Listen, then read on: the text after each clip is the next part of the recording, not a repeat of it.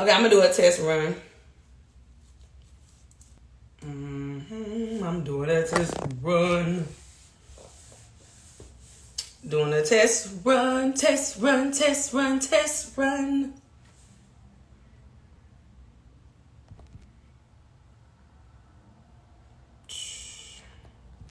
Come on, Static. Come through the building for us, bro.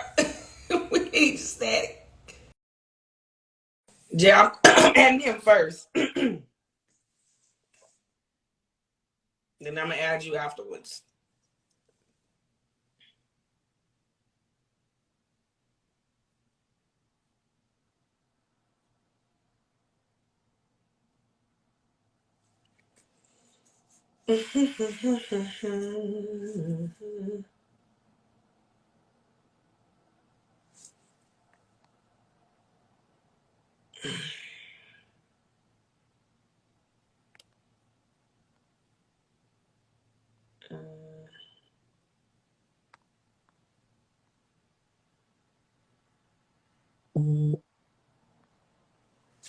Okay. Okay. I can't no. Okay. Dang. Okay. It's okay. Now I see. Okay.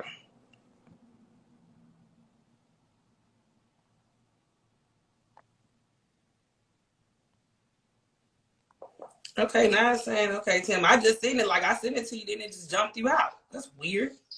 Okay, there it Well, is. All are right. we working? All right. I can see you in You the see, dark a little you bit. said it's dark. No, you're in the dark. No, you're good. You're And live, it's but you're dark. on You said live it's though. dark. No, I see you in the Oh, dark. I okay. can see you, but Oh, you're I in the don't know. It dark. should be. I don't know why it's so dark. But what's up though? How you doing, Mr. Tim? Even though can I we see don't your know. You face? can't You see me. got Hold any on a light? second. No, we definitely can't. That was IG be weird, on bro. some bullshit. You know what I'm saying? Like, Facts. it's Look. out of control, dog. Right. Mr. Tim, you might Do I have need to to turn? change your camera I need way. to turn it long way. You sideways. Yeah. Yeah, turn it all way. He ready. Look, John. Yeah. Mr. Let's Tim, see you what we doing. ready. I see you. Look.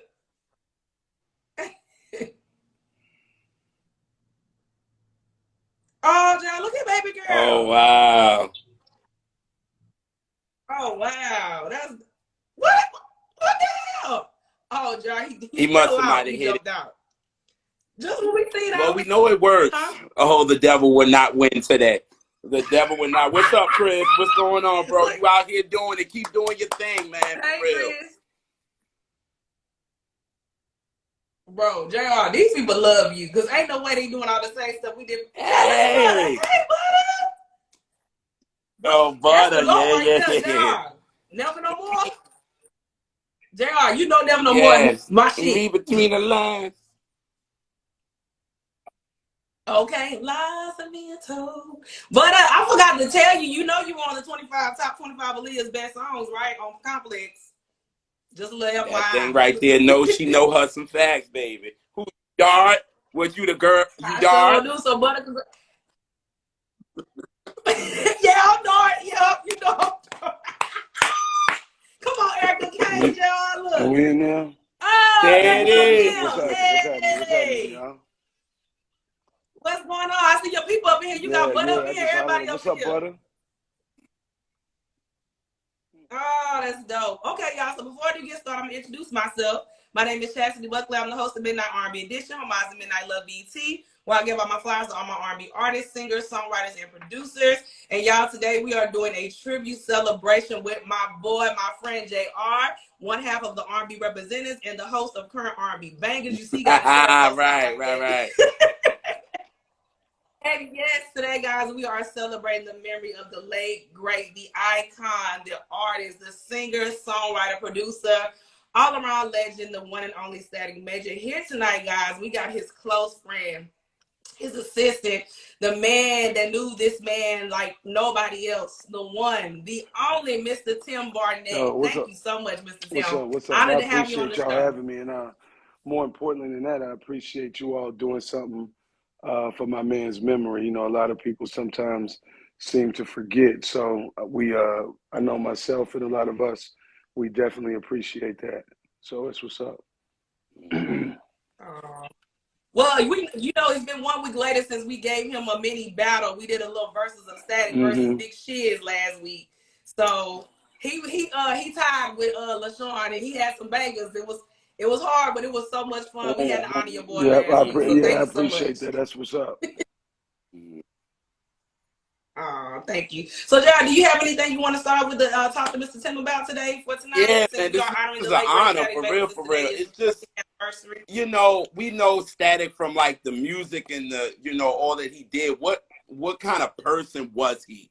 You know what I mean? Like, what kind of, you know what I'm saying? Like, as the guy, we know him for the guy that can write a song in 5 minutes and be good.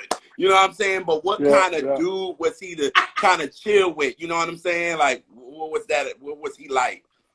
Shit, man. All the way, you know, I think that anybody that know him, that you talk to, and Butter and some of these people on here, they'll attest to it. Just laid back, man. Laid back. You would never know that he was responsible for the things he was responsible for.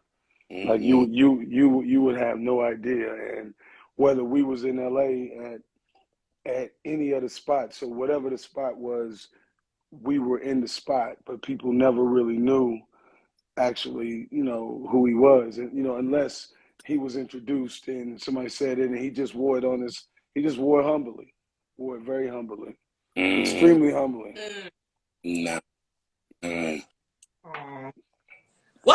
Well, my question is this, Tim, like what major key role you played in his life at the time when you met Static and all that? How did y'all get to meet up at the time? I met Static when I was in like 6th grade. We actually went to the same middle school, and he was in the schools had teams. So one team was on this end, the other team was on this end, and I was in the BD classes. So I was in this same classroom all day long, and it was right there at the steps. So Static and a couple of my other homeboys that I knew would always be going past and shit, and I would see them, and just through mutual friends, we just became cool. And so we started rocking about the 6th grade, and we just rocked out ever since. Yeah. And so during the time, like did you like feel he was gonna be a singer? Like you knew that's what you wanted to do in his I don't think path? he did either. You know what I mean? Like He was you know, all the way up until probably his senior year of high school, people really didn't know he could sing for real. Like, you know what I mean? Like, he wasn't one that was out there. He would sing in church.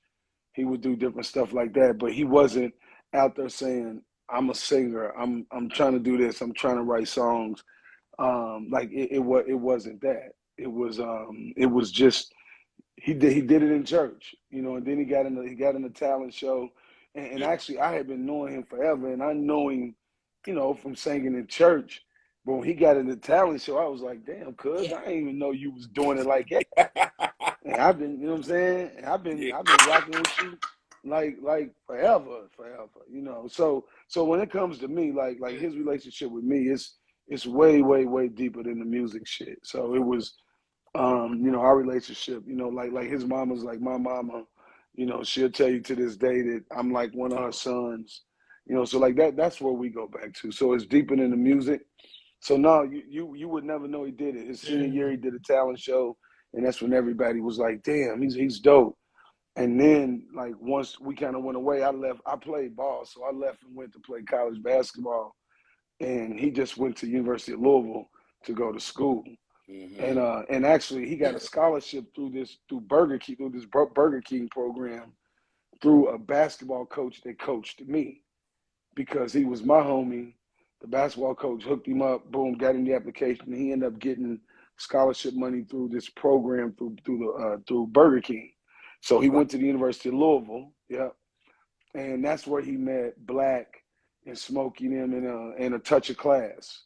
And so that's how he kind of started singing, and then that's how like everything kind of happened organically from there. Yeah. That's dope. College, look, we got the fun fact. You know he went to college. He was at the University of Louisville. Now, here's the thing that was crazy though. He went to college, but he wasn't in college. You know what I mean? He you know what I mean? He had a room. He had a roommate. He had classes. He just never went to them. You know what I mean? he was just on campus, wilding out. He was just on campus. And you know, so him and Black and they got the singing and moving around, and he actually came home at like around Christmas time, and he wrecked his mama's car. I never forget. It was ice out. He wrecks his mama's car. Big Mama goes off on him. You know, gives him that whole story. You gonna make sure you get out of here. You got to do da da da da. So yeah, you know one of them stories like it's over. Oh yeah, the mama story. I know about that. Yeah, I'm done dealing with you, son. And then because on top of it, he got his grades back from college, and he flunked every class. You know what I mean? Yeah. My mama would have whipped my ass. Yeah. So mama was like, damn, and he got the car because he was in college. You feel me? So Big Mama gave him access to her car. And you know, like the culture where we come from at that time, you didn't get your mama's car. You didn't get your daddy's car. You didn't get cars when you were 16, 18. Like that just ain't what it was. You know, so it was a privilege. Mama would give him the car. He wrecked it. Then he was flunking out. So she kind of was like, gave him that speech like, you know, get the fuck out, even though he was already out. Because he was living on campus, you know what I mean. So he did that, and then I was at Eastern Kentucky, and I was playing ball, and he actually came, and so second semester he actually came and stayed with me for like 3-4 weeks. I mean, and he was enrolled in Louisville. He was in my dorm room. So if you look at that video with Sister. That very first video with Sister where they sitting on the rooftop. Yes. With like if you live and Status in that video, he's got on the Eastern Kentucky jersey. So if you go back and if you watch that video. Holy shit! I'm gonna have to go back and watch it. Yeah. Y'all see Static in the video, right? Yes. Yeah. So. Yeah. It was Static and Sister and all them. So in that video, Static has on an Eastern Kentucky jersey, and that jersey was a jersey that I gave him. And what was crazy was when he was at Louisville, like how they had met Devante and all this, and they were supposed to be going with Jodeci, and but Devante and them was kind of bullshitting, and so at this time, Big Mama was like you got to go, my nigga, you got to do something. You ain't just gonna stay in my house. You ain't going to school. You ain't whatever. You got to figure it out. So that's when he made a call to Devante and was like, look, I got to get out of here. I can't just sit in Louisville. You know, moms ain't fucking with me. I'm just, you know, if I'm doing this music thing, I need to do it. So Devante actually flew Static up to New York before anybody else. You know what I'm saying? So Static was up there with Devante. Then he brought Smokey, and then Black was last. Yeah. So that's kind of how that whole thing happened. So Static being with Devante, because it's so crazy. Because me and John, we had this conversation. I always talk about how I felt like for me, Static reminds me so much of Devante because what he did with Pretty Ricky, I felt like that was his Jodeci. He created that type of thing growing up for me because as a teenager, we didn't have that many boy bands growing up. Because I'm born in '89. But in 2000s, I had B2K, and all of a sudden, Pretty Ricky comes out, and then not knowing that Static wrote Your Body, I'm like, wait a minute, he's still writing music, still doing all this stuff, but not even the point of that. I felt like everything that Devante taught him, he took that with him in everything he did in his career with all the songwriting, all the stuff. I mean, that was some talented people up in there. talented they are in the college of pretty much, you know, learning about music and learning how Right. to make it in this You know, music industry. That's Static how will I feel. tell you one of the things, the biggest thing that he learned was, you know, when Devante met, a lot of people don't know this, but when Devante met Static, Devante looked at Static like a Snoop Dogg before there was even a Snoop Dogg. So Devante was like, man, That this makes nigga's sense. dope.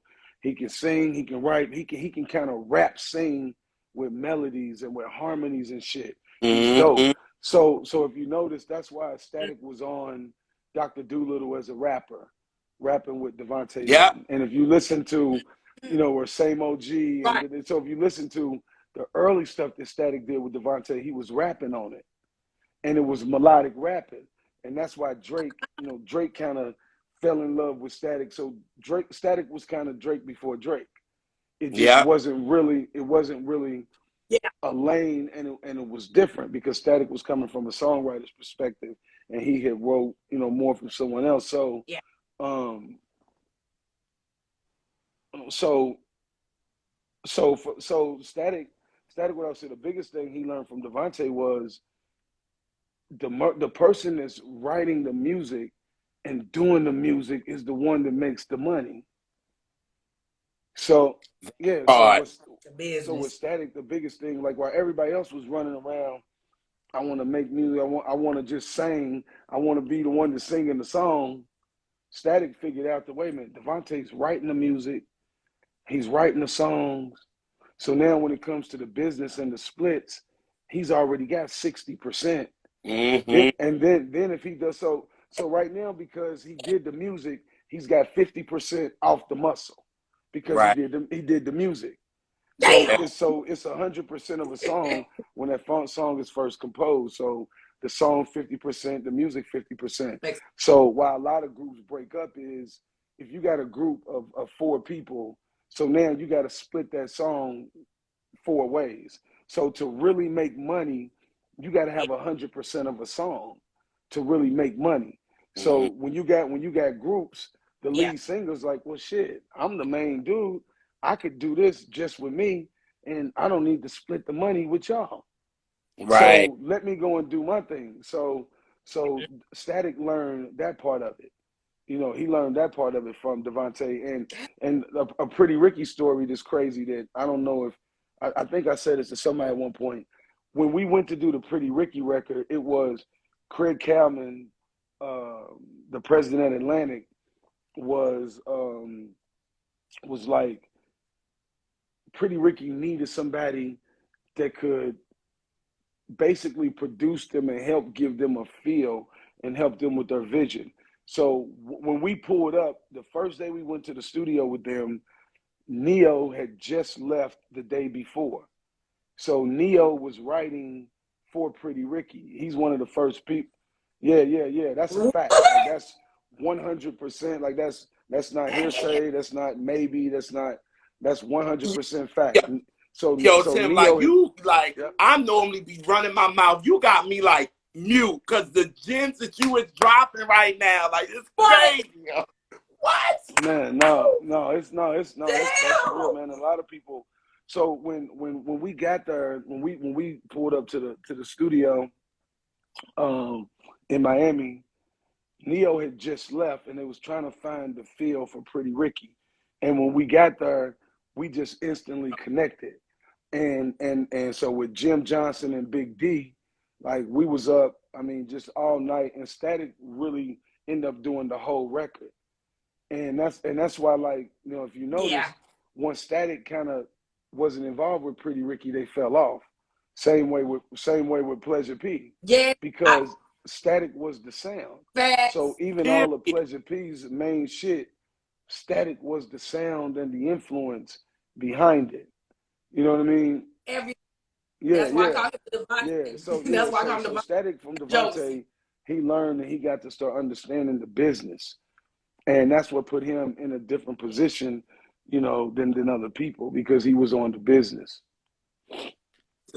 So did he do a lot of that as far as when he started working with Aaliyah, as far, because you know that's the whole basement clique and the Timberland thing and all that kind of stuff. So when he got with do you even remember when he first started actually working with Aaliyah? Yeah, definitely, for sure. You know, because it was always with him and I. One of us is gonna make it. Either I'm gonna make it in this hoop shit, or you gonna make it in the music shit. Whoever make it first, let's pull the other one up, and then let's That's go real. enjoy the That's world. real. You know what I mean? Yeah. So when I was in college, Pony and So Anxious and all this, like the shit was blowing up, and you know, and then I'm knowing all the shit he was doing, even on the show, the after party, the hotel, all of that stuff that a lot of people didn't know that he was involved with on the vocals and shit. So I did. without, yeah, you know what I'm saying? Jay, Lot of people didn't, you know. So with Aaliyah, it was Barry, and obviously with Barry and Jomo Hankerson, they they ended up connecting with Static really through Timbaland and Sony. So when like Pony is the record that got Genuine a deal. Yep. You know what I'm saying? So, and how that happened is they produced that record with Devante. And so like everybody was with the Basement, right? So they was making music, but Devante had everybody for so long, everybody's contracts were expired. So Devante's business was bad, right? yeah, So when they took it over to Sony, and Sony was like, hell yeah, we want to do it. That record was already produced on you know Devante's watch. You know what I'm saying? So when that started happening, now they knew Static wrote it. So Timbaland and them hooked up with Barry Hankerson them through management and shit. So Right. that's how Static came into the picture. You see what I'm saying? So then obviously at that time, yeah, Robert was working with Aaliyah, and then Missy was working with Aaliyah. So it was Missy and Tim. So really, it's not like they really wanted Static in, meaning Missy and Tim. Like they, well, that is because you got to crazy. think, Why? when Aaliyah moved on from Robert, it was Timbaland and Missy. Yeah. And that's what kind of really blew and catapulted Tim and Missy to that next step, right? Right. And so, and then Yeah. at the time, you know, obviously Yeah. G is starting to do his thing. So, hold on just a second.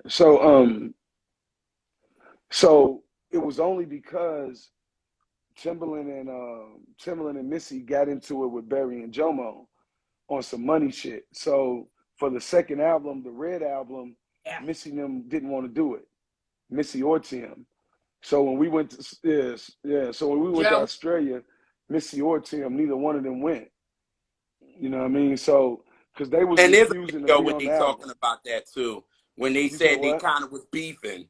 There Who was a said little that? beef. Who said When that? they said, yeah, they had like a video that they did, and it was Timbaland and Missy, and they was talking about the last album, and they was just like, it was a beef. It was like they were beefing, and even Genuine did an interview and said nobody was talking, like nobody, everybody was beefing. It was crazy too because we kind of fell out with Genuine because we kept hearing G take credit for all of these records. And so in the interview, G's like, he wrote this, he wrote that, and we like, bro, like you ain't do none of that shit. And even on most of the records, the main parts of those records, Static vocals dominate the record. You know what I mean? Because in the background, he's strong. Yeah, I know, most people. Yeah, like most people don't know, even on So Anxious. Like a lot of people don't understand. Yeah, no, but people don't understand. Will you wave your hands? Yeah. Like a lot of people don't know that Static. Huh? Wasn't Black on the record? I heard Black was like Black was on So Anxious, even at 11:30. Black wasn't so much on the record when Black helped write the record. You know what I mean? Like Black and Static wrote it. But if you listen to Your Expressions is telling me that you've been thinking the same. Like all of the main parts is Static. And so even that the whole sound like Static. It sound like him. Like if you listen to like in the beginning, the whole, you know, that intro, will you wave your hands? Yeah. All of that is static. That's not genuine. Yeah. And then genuine comes in 9 o'clock. And then your expression is telling me you've been thinking the same thing. All that is static. Yep. You know what I mean? And then so ain't you? That's static. Even on Same OG, that whole hook is static. Genuine's nowhere on the hook. You know Wait what a I'm saying? minute, Sean, you just dropping some weight. Yeah, like G. So Tim, you've been telling me this whole time since I'm 10 years old, listening to Songwriting. I'm thinking it's genuine and it's damn static, and I've been in love with static. On that, I knew, but because I heard, come on, you can hear Static's influence all over that record. Like, it can't be denied. But that damn Same OG, what? Yeah, like if you go listen to Same OG, now that I told you, right? Now when I told you, you'll listen to the verses. Then when the hook comes on, even though I got my own CD, when you listen to it, you will hear it's a completely different voice. Completely different. It's a completely different voice. Yeah. About the Nicole Ray. Same thing. And Eyes Better Not Wander and Raise Your Frown and all of that shit. So Static was, so even like with Jumping Backwards to Pretty Ricky. So when we did the Juicy record, at first Static wasn't gonna keep. It wasn't gonna say featuring Static Major, and I'm like bro, like we already fucked up on the Jay-Z Changed the Game record, and it doesn't say Jay-Z featuring Static Major when you did the hook. Mad at that. I was so mad at that. Yeah, but that was like our first taste of like big time, because we was in the studio. Jay called me and was like, I'm trying to get a hold of Static. And at that time, you got to think Jay wasn't Jay-Z he is today. Right. So it was because he called me and we were in Nashville in the studio with the Hampton brothers. And he was like, Timbaland told me that for me to finish his record, I just need to get Static on the hook. And I needed to call you to set it up. So I'm like, Jay, and then I put it together from The Streets Is Watching, because I was a Jay, like from that, but it wasn't like this is Jay-Z and you like, oh shit, Jay-Z. So we end up going up there to the Rockefeller Studios doing that shit. And then, he got his splits and his credits and his publishing, but we would have did, that's why with Lollipop, we said, no, it's going to say featuring Static Major.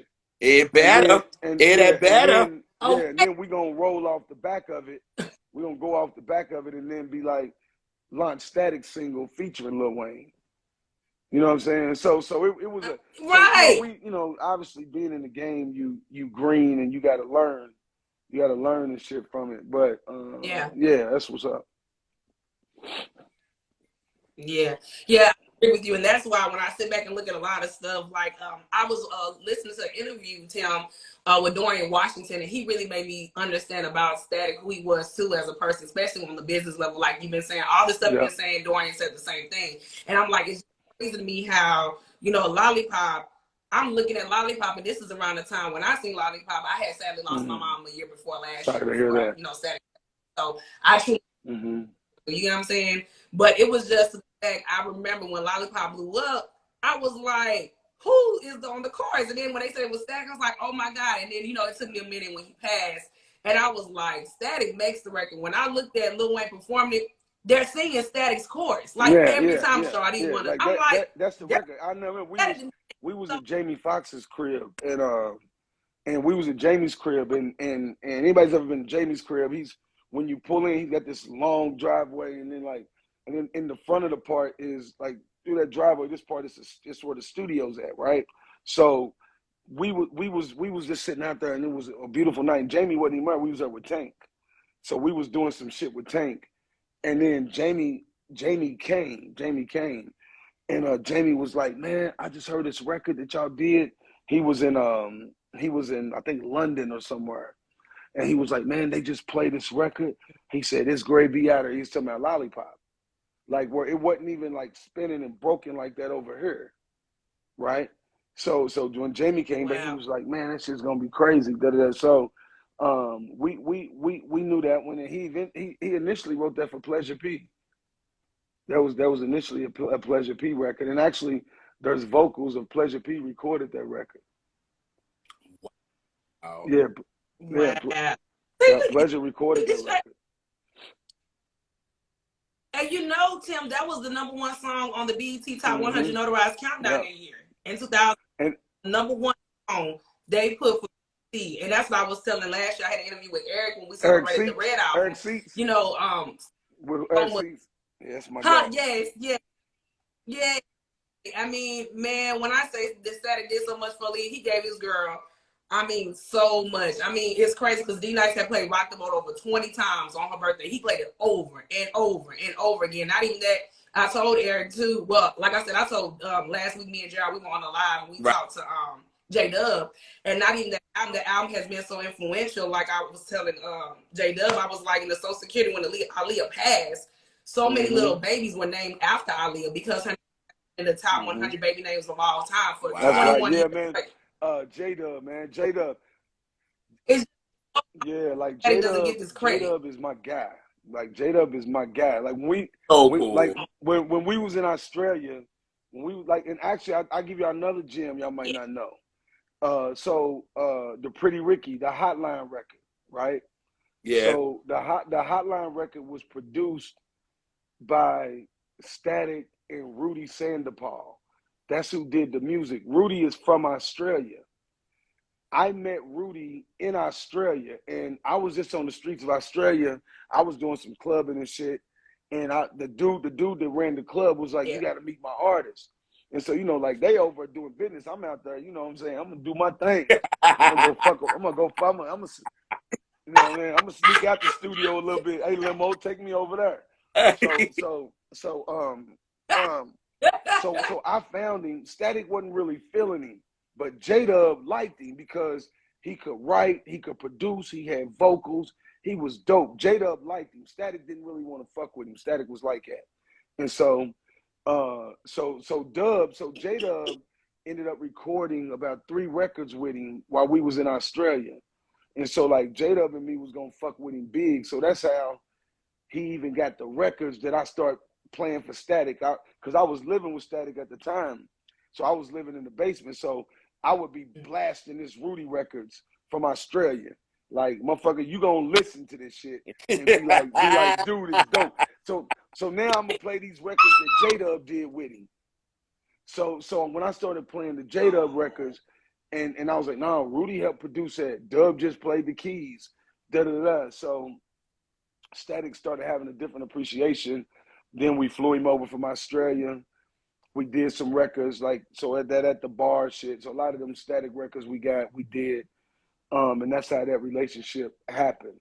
So that record was Static's first producer credit for doing it. You know what I'm saying? Wow. And actually Static was so much of a real one because I put the relationship together. What he did is, so in order for us, and this is how political the game is, in order for us to make that record a single, and you remember I told you the producers own 50% of the record, right? Yeah. So in order for us, for them to use that, we had to give up 20% of the publishing on that side, right? Or else they would have just went with another single, with somebody that they could make their money. That's the way that's the way the game works. So political, man. It's networking and who you know. So it was like, they was like, look, my nigga, we'll make sure we push this through if you give us a piece of the publishing. So now you get your first producer credit, which wasn't bad though. You gotta give and take, because you're still getting 30% from now producing the record, and then you still getting your 20% from the actual, or your 25% for the actual writing of the record. So now you got 55% of the record, opposed to 25% of the record. Right. You know what I mean? So and then you have a production credit on your resume. So if you go look on I Got Mine on whatever, I'm on there as a writer with 5%. And that's because he was like, now I'm gonna take care of you on any record that I put out moving forward. I'm not gonna give you money. He said, I'm not gonna give you money. I'm gonna give you where I'm gonna make you part owner of the song, so you can make money all the time off of the royalties. You see what I'm saying? So Yeah. So that was, See, you know, you and bring then I your That's remember, people with exciting. huh? you bring your peoples with you, yo. Yeah, man. Yeah. And I actually That's right. Dorian, I didn't hear his interview, and I don't really fuck with Lil D. You know what I mean? Like he's cool, but I don't really fuck with him Oh, for real. Because some of the shit he say is fake. It's right. not really real. And that's facts. Respect. Them is I respect it. 100% facts. I introduced Lil D to Static in '05. Little D was supposed to be an independent dude that could help with radio spins because he knew the radio market and network. So I was introduced to Lil Right, he D did. by my guy Alan Powell, AP. And AP was like, this little dude might be, because Static was now at that time where we getting ready to drop Wheels Fall Off just to try to get a buzz for you. You know what I'm saying? So let's get another independent Yeah. person that can work radio regionally, and that was Lil D. Right. So in '06, I introduced Lil D to Static. You know what I'm saying? So that's how Lil D ever even met Static. You know what I'm saying? You know. And then, you know, then like Static had a lot of yes men around him. And me, because I told you I've been knowing him since 6th grade, I wasn't one of those yes men. So there was even times when we fell out. One time we was actually down there doing the Pretty Ricky album, and we was in Miami, and we fell out. And I remember calling Damon at Atlantic Records and was like, "Look, bro, get me a ticket back to Louisville one way." Da da da. And then Static and me, we didn't talk, and it was the first time that we didn't talk for probably about a month straight. And we was Damn. together every single day. But he's hard headed. He's stubborn. I'm hard headed. I'm stubborn. You know what I'm saying? And then it was crazy because probably about 2 weeks before he passed away, he gave me a book called A Purpose Driven Life by Rick Warren. And inside that book, he wrote a passage. And he wrote a note to me. And it's so crazy because if we didn't have that little riff and go through what we went through and me leaving and kind of doing some other stuff, when he passed, I would have been completely just stuck because everything that we were Right. doing was tied together. So even some of our bank accounts, so money was frozen once he passed. Yeah. Obviously, money that he was paying me, that was frozen. You know, so I ended up losing my house because it got foreclosed because all the money was frozen. You know what I'm saying? All the money was frozen. You know, and so like it was you know, it was just a crazy situation. It was crazy. You know what I'm saying? Wow. But no, man. J-Dub is a real one. Butter's a real one. E-Seats is a real one. Like we all like family. So if you talk to one of them and you be like, "Who's Neezy?" They'll tell you. They'll tell you. They'll tell you. So like you didn't see Static without me.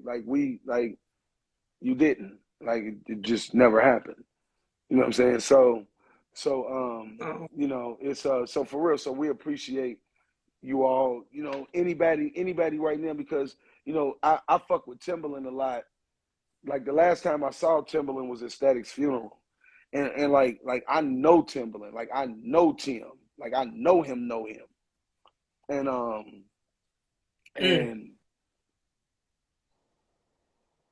I fuck with him because you ain't upholding your end of the bargain and what you're supposed to be doing. A lot of shit that helped you catapult to here was because of Static.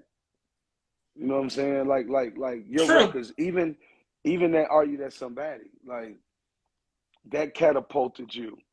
You know, Pony even got you your deal. And you know, and y'all know how Timbaland wrote that y'all know Timbaland did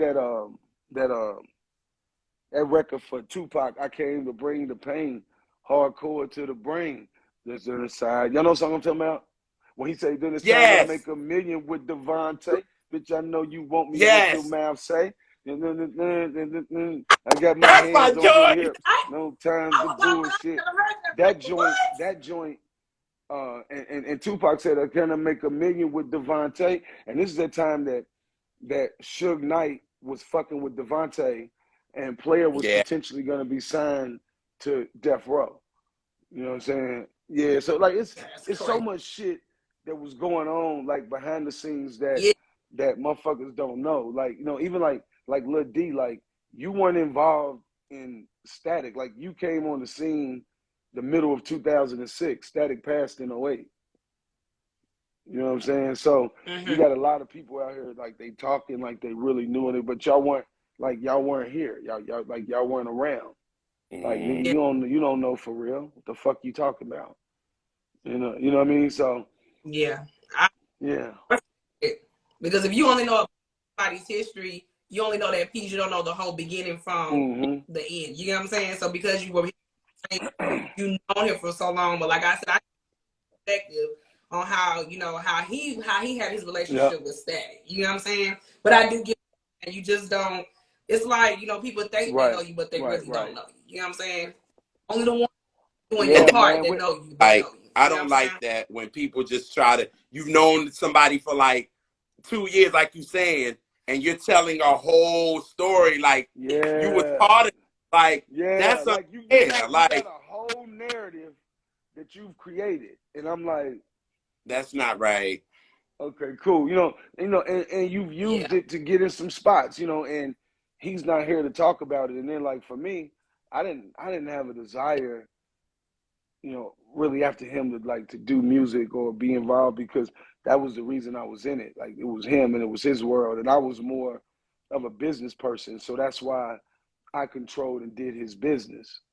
Right. You know what I mean? Like that's what my role was. So I was like, cool, let me finish. I graduate college. Boom. As soon as I get done, instead of going overseas to play, I'm gonna go travel the world with my homie. And so we did that, made some of the biggest records in the world. Stories for days, work with anybody and everybody. And like a lot of people just don't know how big that he was in the game. Like a lot of people don't know, because the industry is like this big, very small. Yeah. So no, man. I like, so J-Dub, E-Seats, Rapture. Like shit. I used to live on the West Coast. I used to live with E-Seats sometimes. I would go, like Static and them may go home, and I'd be like, shit, man, I'm gonna stay out here, bro. I'm gonna bury them is canceling the hotels, man. I'm staying with y'all. So I would stay out there with Rapture, E-Seats. But watching Static, the thing that amazed me by Static was, and in knowing him was like when listening to music and watching him create a record. You know what I'm saying? And watching it just be an instrumental, and then him bring it to life and it become something, and then him take a story, and then him make that story into a record. Like the Aaliyah record, Are You That Somebody? A lot of people don't know the meaning behind that record.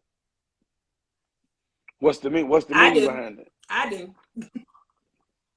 Well, supposedly I read the book Baby Girl. Supposedly I was told that it was about their relationship. I told Kathy. And so I'm Barnett.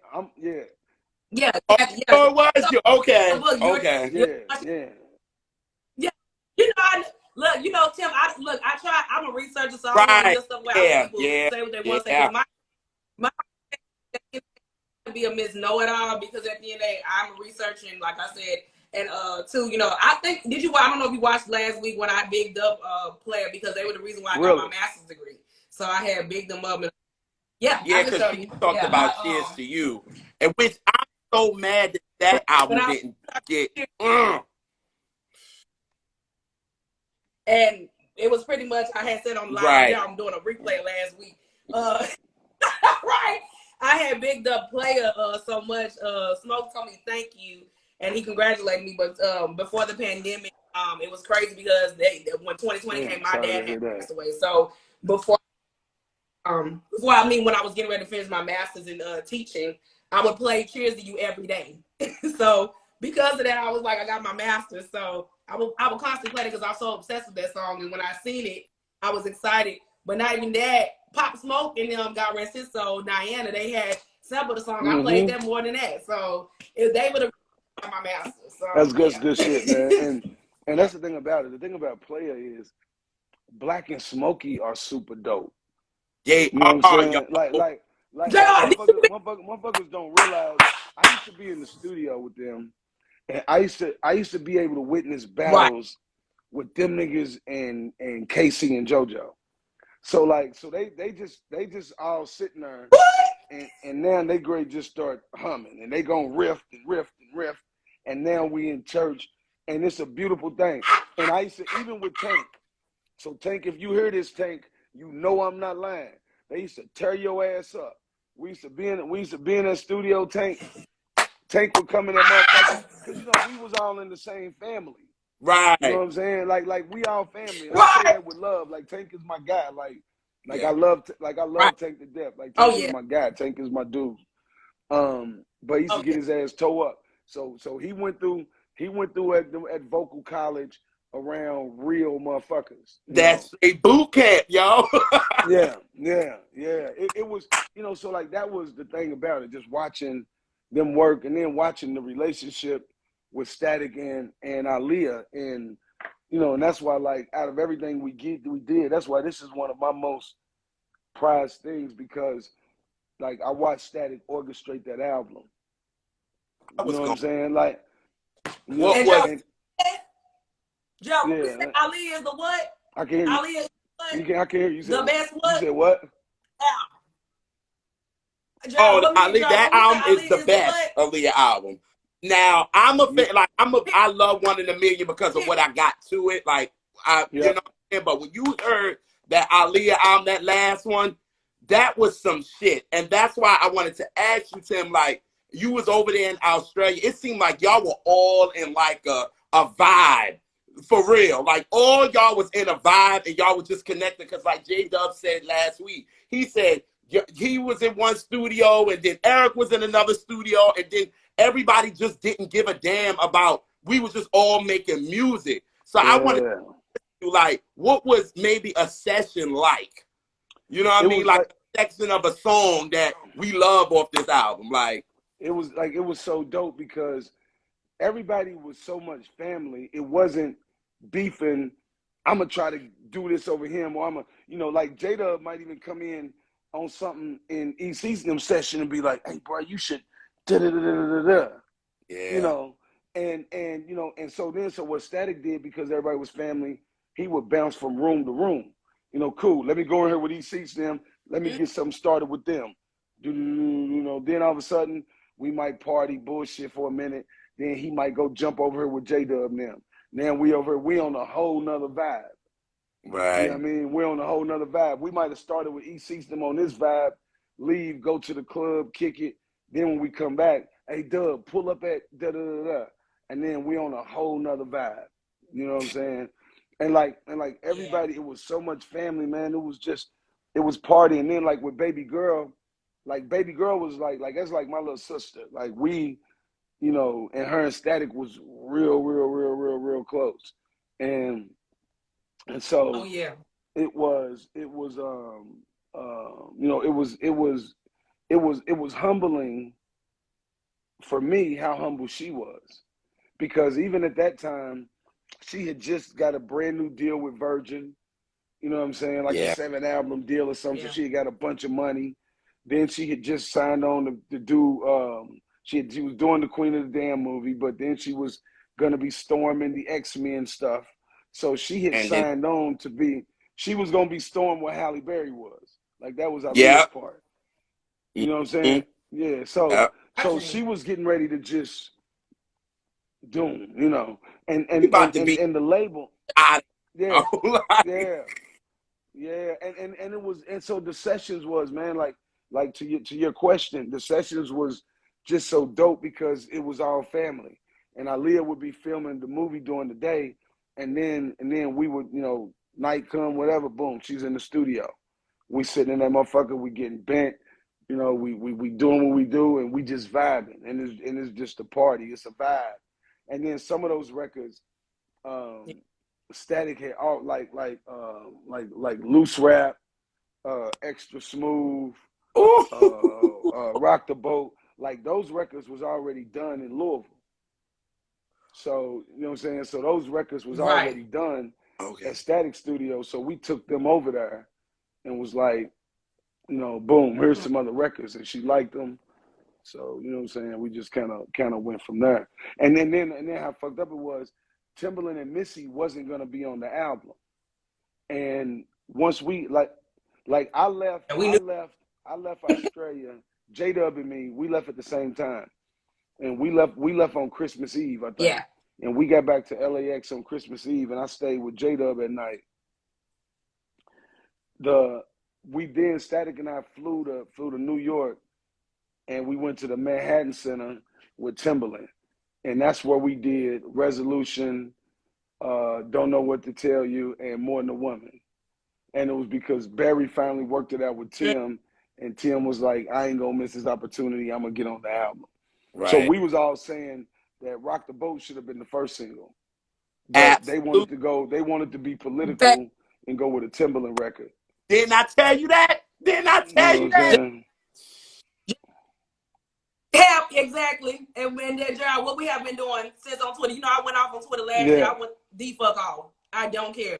Thing I'm gonna say about them Aaliyah fans, Tim, they gonna make sure Static, Eric, Butter, J-Dub, I'm going down the list of producers, Black, Tank, everybody are the main ones behind that album. No shade to Tim and Mick, but we know the deal. You know what I'm saying? Because what I feel is Eric and Static and all them and J-Dub and Butter and all them, they was the ones that was damn near 80-90% of the damn album. So why would they not have the lead? Like, it bugged me out. Like, I'm like, Timbaland got 2 songs, well, 3 if you count him, Missy, and you know, you got I Care For You, which was done on the One in a Million era, and then you got We Need a Revolution, and right. So I'm like, all the other songs is Static and all y'all when y'all was in Australia. So I'm like, why is it that not the lead single? Like, for real, Rock the Boat should have been it, Loose Rap should have been it. It was just like, what are we doing here? I mean, like I tell you one of my favorite records. that people, I think a lot of people sleep on, and that's that Those Were the Days. Like that. Wait, Tim, hold up.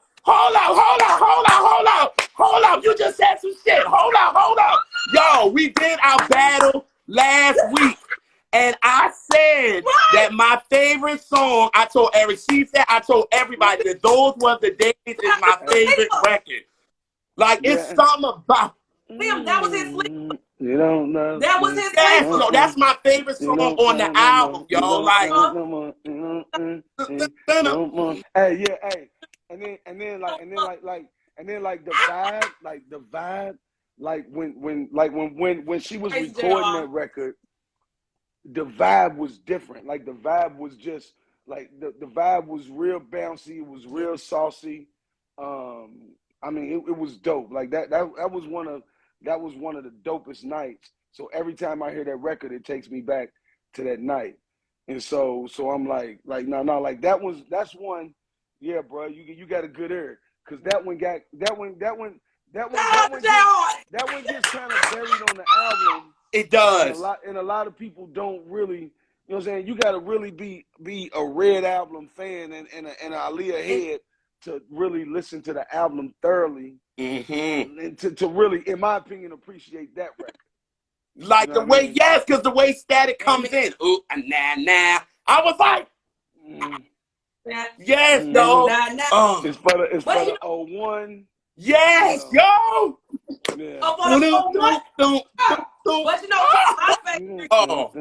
But Tim, and I told y'all this, and just my favorite off the album is I Refuse. Something about that record, when the horses, the instruments, all that stuff that J-Dub, and I told him this, I was like, when Aaliyah passed, that's the only record I could like touch myself to her because she passed. You know what I'm saying? It just did.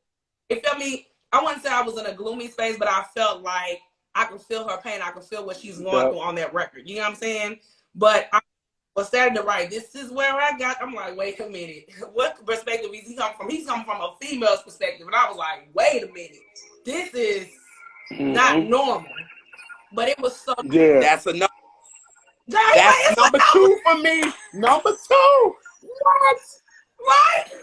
Right? Like you know, like that's love right there. And like some of the notes, like Static. I mean, well, I appreciate notes.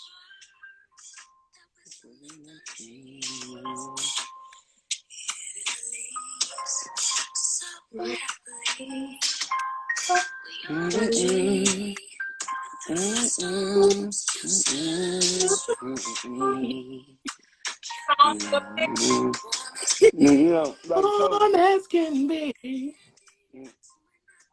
Like a king. When we together, baby. JR, that's love right there.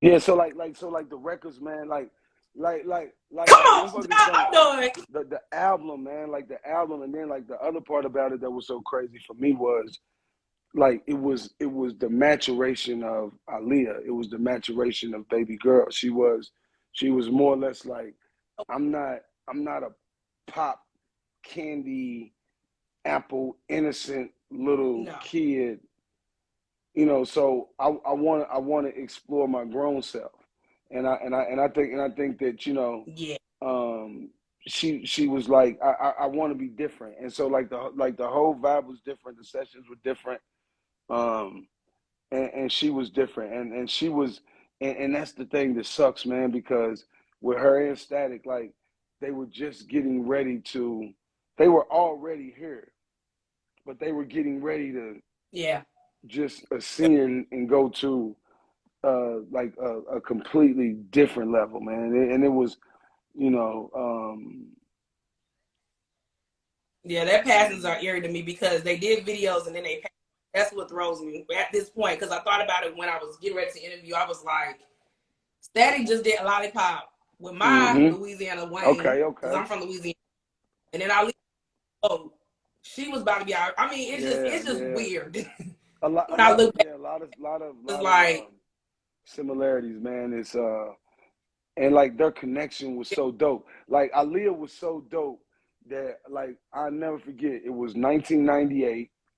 We were it was Derby, and at that time in Derby, in Louisville, when you ride down in the hood on Broadway, you know, traffic is gridlocked. It's back to back. Motherfuckers is out hanging out their cars. It's like Freaknik, if y'all ever heard about Freaknik. It's like Freaknik. Louisiana and Southern University, we have homecoming. Yeah, wow. So it was crazy because at that time, Aaliyah, like the Doolittle shit was big, like she was still like a big star. So she's with us. She's in the back of the truck, and we in the middle of it all in Louisville at the crib, in the middle of it all. Wow. And she's with us. I'm talking about in the middle of it all. You hear me? The middle of the hood. She's there. Ain't doing a blink. She's sitting, you know, and obviously we got it tucked off in the back. You know what I mean? But like that shit was real. They had a real connection. They had a special connection. And this album and that Red album was a connection, and it was a vibe, and it was motherfuckers was happy for each other. Like all of the producers was happy for each other. But Static created it because he dipped with them all. Yeah. You know what I'm saying? Like he could have. That part. Well, you know what? Fuck. I'm gonna just fuck with J-Dub, or I'm just fuck with Big Tank, or I'm only gonna try to fuck with Timberland, or I'm gonna just da da da da. You know. So really, I think that I'm just to keep it a buck. I think the only reason Tim jumped on board when he did after we got back from Australia was he realized, nigga, one monkey don't stop the show. In this case, two monkeys. So you and Missy, y'all not gonna stop the show. So that's what trips me out. I see y'all motherfuckers and y'all got and these is facts. This ain't hearsay. This ain't like Speak from a on it, bro. Speak second. on Like this is for me Yeah. that was there. All where I know Timberland, I know me. Like I know these people, and they know me. They know me. Like they Yeah. know me. And so Look, Tim, what we say? What up, Butter? Hey, Butter. what's up, Butter? Like Butter know, and like we was like our crew and our clique was what it was. And then what Timberland and them didn't know that we was gonna go and knock that shit out the park without them. Like Yeah. we don't need you. Ciao. And Right. then that's where, and really for Missy, No. I want to thank you, Missy, because it was a blessing that you shitted on Aaliyah because it opened the door for Static. So thank you for shitting on Aaliyah. And then when you getting on all of these shows and all of this shit, you try like you pay homage, like you miss Baby Girl, but you wasn't even fucking with Baby Girl at the time. Like Oh those is yeah. facts. You weren't messing with Baby Girl at the time. And I You know feel what I like mean? this album that y'all did with the Aaliyah album, I felt like she was growing artistically anyway. Yeah. You know what I mean? She was growing artistically, and y'all was that like y'all. It was like y'all all came together and gave her an album that she was a grown woman. You know what Yeah. I mean? And I And she don't had Yeah. respect to Missy and Timberland and what they do in their stuff in the music, but I always feel like what y'all gave her was something that they couldn't. they could Just my opinion. because Correct. because it wasn't just Static like Butter like when we went with Butter and Cassandra, but Butter like they had their own vibe. You know what I'm saying? So Butter was a legend itself already. You know what I'm saying? So Butter was already a Very. legend. Butter already had stats. You know what I'm saying? Right, right. Going to Butter and being around Butter and his wife helped Aaliyah to mature. So now she's seeing this family All right. aspect, this family atmosphere, how Butter handles the situation. And then Butter was also a business dude. So Butter had other shit going on with TV but like Butter was on some whole other shit. Even back then. You know what I'm saying? So Right yeah. here. Hey, So like more. that. And then I do like give shout out to like Makiba Riddick. Y'all know Makiba? McKee, Yeah, Makiba. She Yeah. Metro. She's that been on my end of her game. She was inspired by match, Metro. Hey, Yeah. Pin Game is Ping. and nuts. she's one of my Ping. favorites. Shout out to Makiba, baby girl. Like yeah, like Makiba's like she's one of my homegirls, and like she's one of my favorite people. But yeah, man, like I just so I credit even not just Static, but the team that we had. Like I said, the vibes from Butter, then the vibes from J Dub, then the vibes from Key Beat. Like it was everybody, and everybody knew the assignment. And then also everybody knew, cool, this is our time to get in where we fit in. It's y'all to You shine. know, you Yep. feel what I'm saying? Cool. Yeah, Y'all want to bullshit? Y'all want to get on that shit? Yep. Cool. All right. Come on, let's lock in. Here we yeah. go. And y'all were locked in, baby. What? But But Tim, that's why I said I had to do that on the day of the re-release. Like somebody was saying all this stuff, and I like one of the fans had to defend it. Like, nah, y'all, like we not gonna do this. We finna make sure we Yeah. give credit where credit is due. And I had to defend it because me and Jarl, we had a conversation earlier that day, and I didn't want to tag my friend Jarl because he would Oh have yeah, said more yeah, than yeah. what I You did. I kept was it trying to cute keep it because it cute. would have went back. It went I back get, with me. but hey, out of respect, main people behind this album are the people I said, look, y'all. I said, we're not gonna sit up here and play like we know what this we know who's a part of this album. Not even that we know who really made the album for it. I mean, it's a 13 million copy and diamond and album. and they and them It's dudes that worked on it, they deserve their flowers because like for them it wasn't about like niggas wasn't about how much money are you gonna give us more than for one the relationship with baby girl and everybody knew how important this album was to her.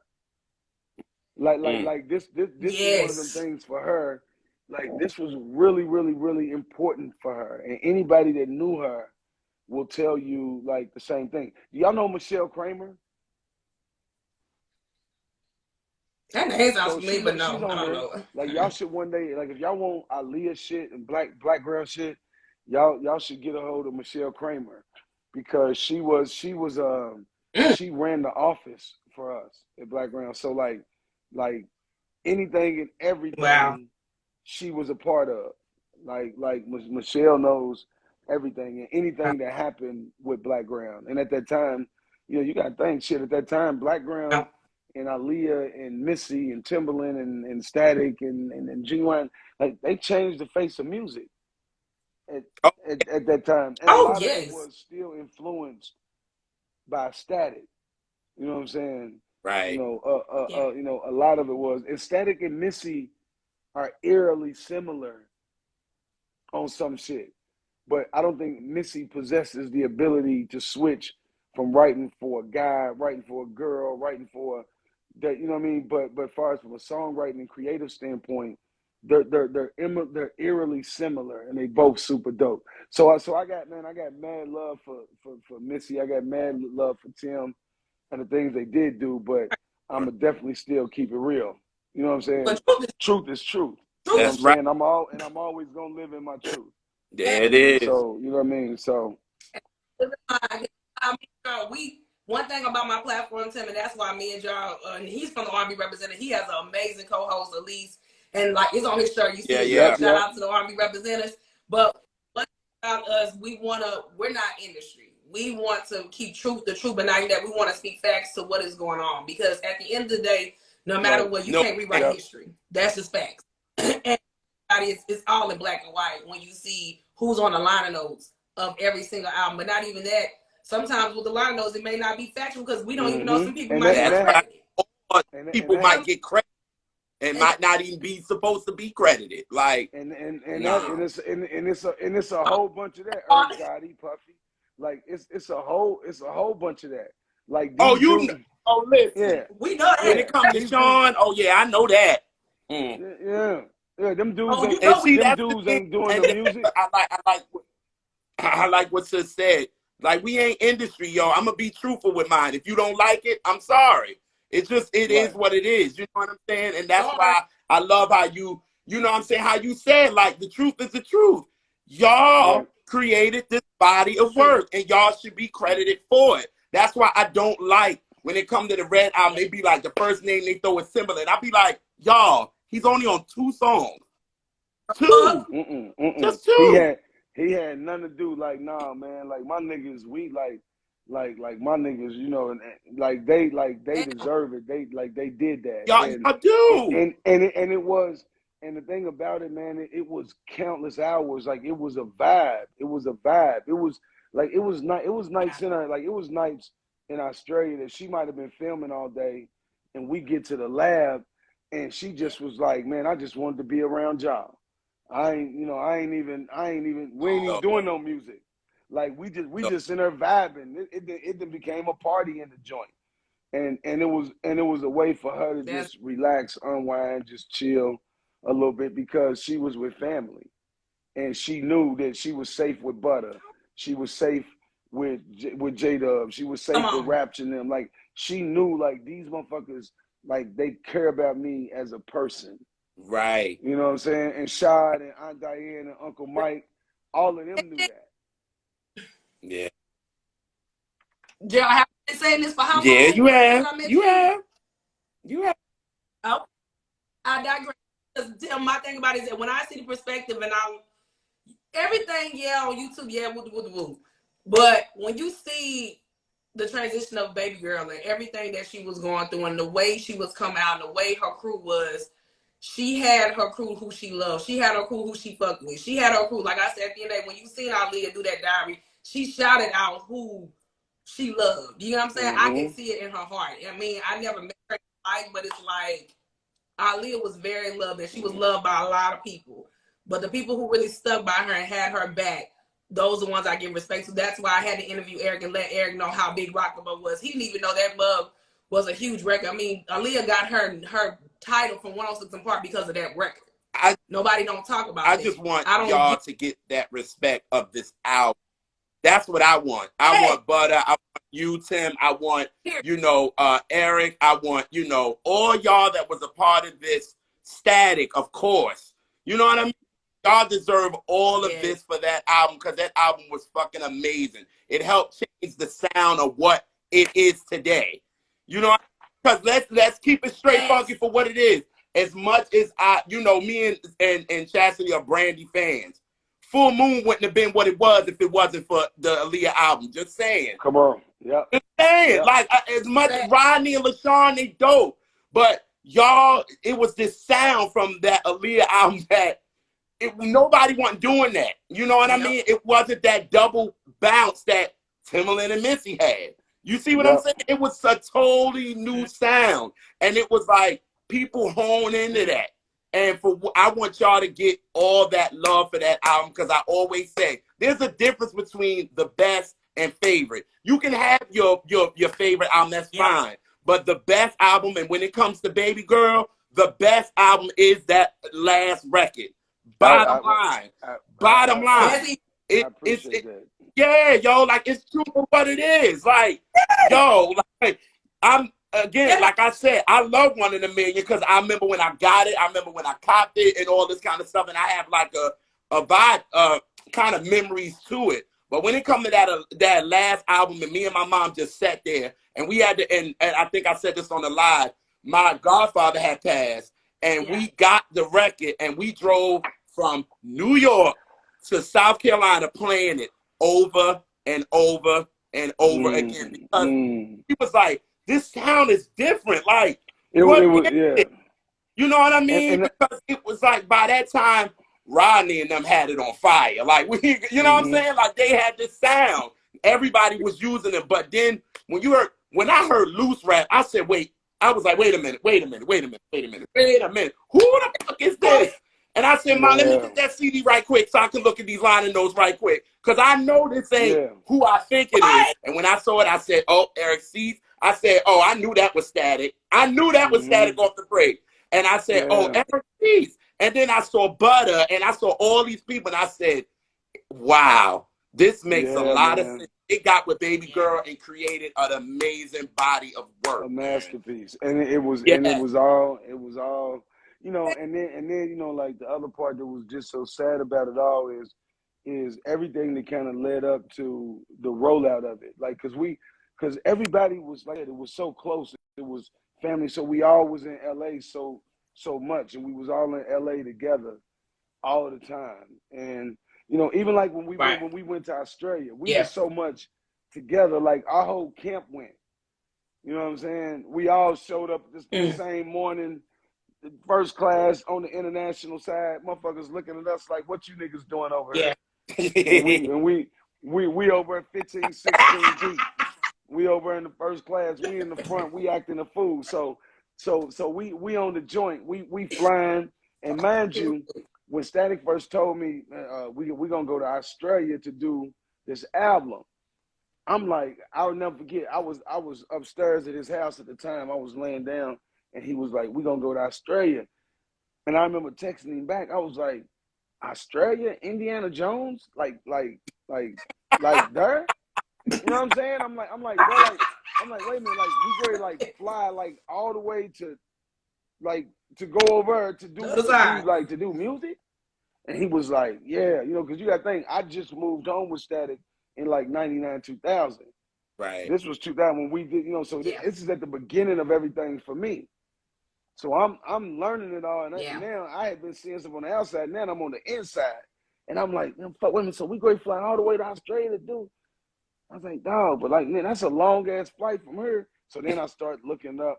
So I'm like, bro, that's 23 hours from here. Like, we gonna be on the plane. And he was like, shit, but we gonna be in first class, so we gonna be comfortable. So I was like, cool. So then he said, it's what we gonna do. He said, we gonna go to LA for like a week. We ain't gonna do no work. We just gonna ball out. So by the time we get on the plane, we didn't cut the trip down to 16 hours. Plus, we gonna be sleep because we gonna be tired from sleeping and da-da-da. So you know what I'm saying? We went to LA for like a week prior to we went for what's going to Australia and just balled the fuck out. got there. So we're on the plane. We're flying. So now we up there. Everybody had been drinking and shit. And so now we had been on the flight a couple hours, and probably long. I mean, I was more than a couple hours, but we're on the plane, and now everybody's asleep. It's pitch black. I wake up, and so I look out. I raise my window up. I look out the window, and obviously it's pitch black. You can't see nothing. Mhm. So I turn on my screen. So I turn on my screen, and it's got the flight path. So now I'm seeing like we're going under the equator. So I'm tripping. I'm like, cuz like nigga, I'm from the hood. I'm from the west end of Louisville, Kentucky. And I'm sitting in first class flying under the equator. So I raised my window thing up again, like I was gonna see the line or something. You know what I'm saying? Like, like damn, like nigga, like this is the actual like the equator. Like we going, And so I hit static. I'm like, cuz, get up. I hit the call button for the stewardess. Hit the call button. Static. What's up? Nah, bro, we going to take shots to this, my nigga. Like we from the hood. We didn't pay for this. We in first class. We just flew across the equator. Man, I woke up the whole first class because it was all us, and we started the party over. I hear that shit. I hear that shit. We went. We That's how you do it. Everybody, get up. Let's get right on back to it. 3 more shots for everybody. That's how you do it. That's how you do man. it. And we went over, and then these is facts. When you talk to E6 them, to J-Dub, ask them. So we get there. So we get there, we go through customs, we do all that shit.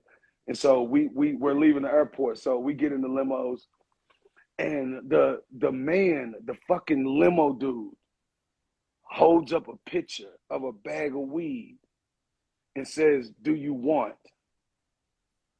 We look at each other, we like, what the fuck? Yeah, we won't. Took us, driving to the hotel, stopped by the weed spot. At the time, our money was worth double over there at this time. You know what I'm saying? Damn. The American dollar was worth double at this time. So right. so we getting big ounces of dro going. I mean, I'm talking about we ain't even got to the hotel yet. That's one of our first things we got once we got the big bag, boom, boom, boom, that set the table. And it was ball game from her.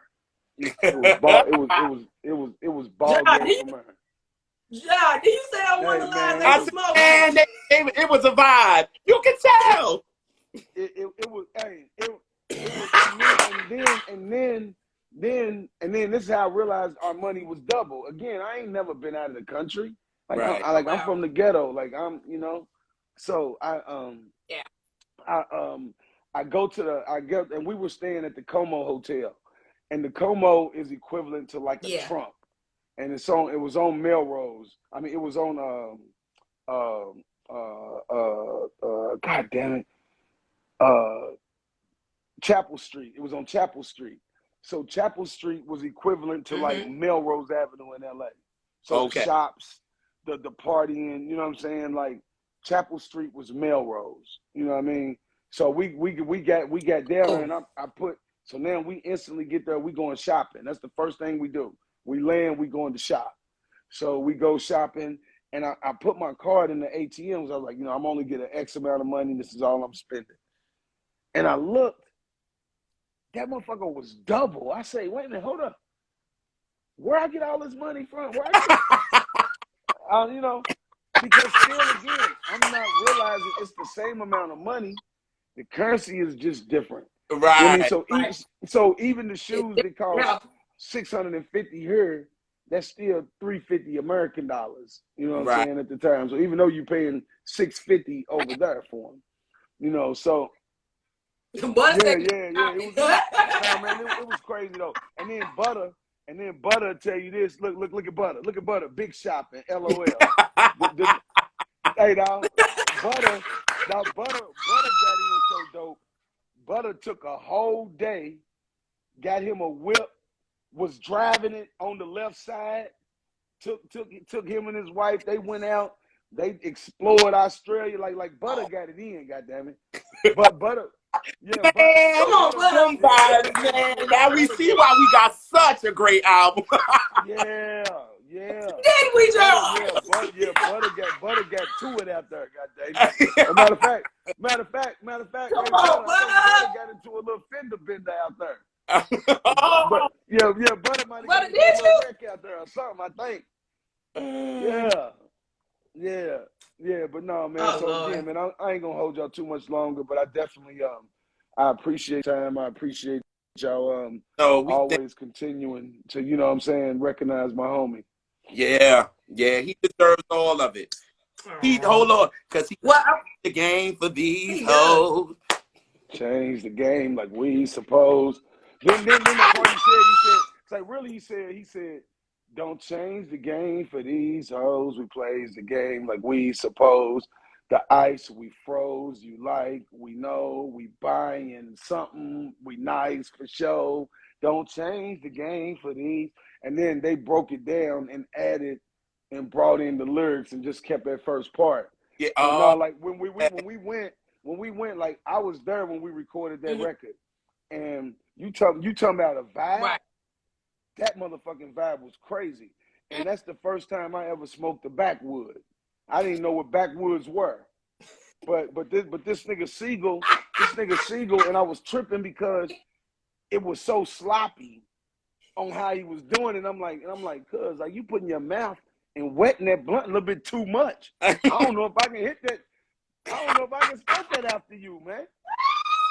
The way you putting your mouth on that blunt, man.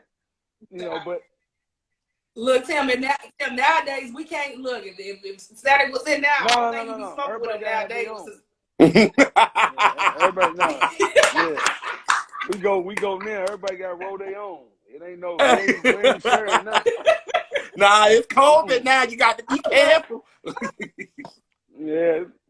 Right. I was trying to add on the live, but I don't know if we're gonna let me add Butter. Yeah, that's my dog. Butter, yeah. Butter, like, and Butter, you know, the I thing love about Butter. it was like, it's the thing that was so cool for me because I wasn't a writer, I wasn't singing, I didn't have like all the money. Like I was Static's right hand, so they knew and respected me for everything that I was doing and what I had to do for Static and the business and how I handle stuff for Static. So I built my relationship with them. Yeah. And they always respected me. Yeah. And it was always love. Butter. Yo, Butter! Good. Hey! What's up, family member? Knees. What's up, baby? What? I can't call it, man. Just push. No, we got a lady up in here. Hey, Butter. I told him how in Australia, I said, yeah, Butter made sure he took care of the whole experience because he took a day that he enjoyed Australia. We went we toured the country, went to the zoo and the coast. We like, hey, we gonna get it in while we out here. Yeah, man. Yeah. I was cracking up, Nazy. You was talking about you mentioned the shopping. We all shop. We shop so much that we ain't claimed some of that stuff coming back into the States. It's like you just bought a new bag, brought it back. I bought so many CDs and albums and clothes, and we went hard. Shoes, like just back, and then some stuff you couldn't bring it back. It was just too much. You just had too much. So now it was okay. The stuff I came with, I'm gonna just leave some at, and just left it in the hotel, and we just taking all the new shit. But I was just telling them about just, you know, the vibe, man, like the vibe of the studio, and then the vibe between y'all's producers, you know, and just everybody, just how it was.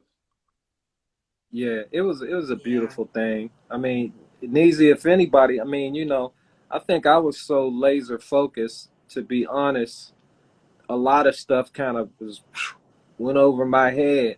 But like there's certain people, like you said, you mentioned Michelle, man, you talk about a fly on the wall. You talk about Neezy, you talk about a fly on the wall. You talk about Bobitude, you talk about a fly on the wall. My dog, Bobitude. not in no weird way. I'm talking about like anybody could talk to any of us, but like we was focused Yeah. and like they got the picture from all the way around. You know what I mean? And What? got to ingest the fact that Yeah. like, okay, baby girl made it in. You just want to kick it, Yeah. like Neezy said. She might be over at day spot, or like she might have been chilling with me and my wife up the joint, and we just talking, and it's like 3 a.m. Yep. It's just So crazy. It just I yeah. thank you just in general, man, for being consistent in relation to stat.